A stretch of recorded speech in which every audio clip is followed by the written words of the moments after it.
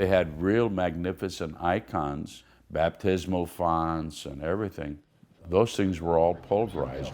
A major disaster is occurring in New York City. Towers, which as you can see on your television screen, the smoke, the black smoke and fire. Hijacked, and there are indications that it may have been. For us, St. Nicholas being lost, it was a building. St. Nicholas as a spirit is not lost. St. Nicholas was not like any other Greek church. St. Nicholas was a small church in the middle of nowhere.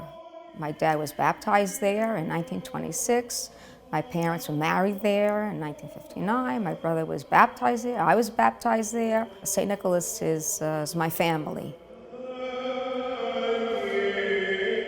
We started walking towards St. Nicholas to see what remained of our church. It was confirmed by Father John Romas and others that no one died from the church community.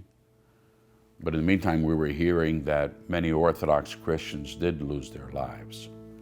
And John was the second. I grew up knowing that this church was here and would visit, but then I got to know it more because my brother John worked at the World Trade Center, and he would come to St. Nicholas when it was open.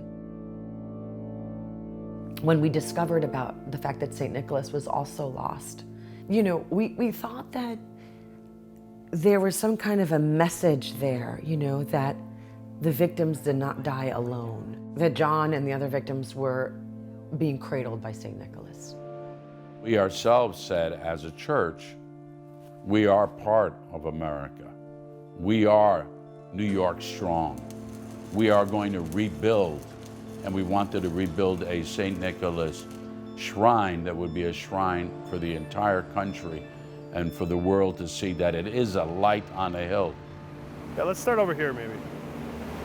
The stone itself gets prepped, any markings cleaned off, and ultimately gets assembled onto a frame and put into a crate that's finished and ready to set on site in New York. So if you're doing an Acropolis, what you need there for is the marble of the Parthenon. So what we did is we arranged to bring that marble to the Acropolis at ground zero.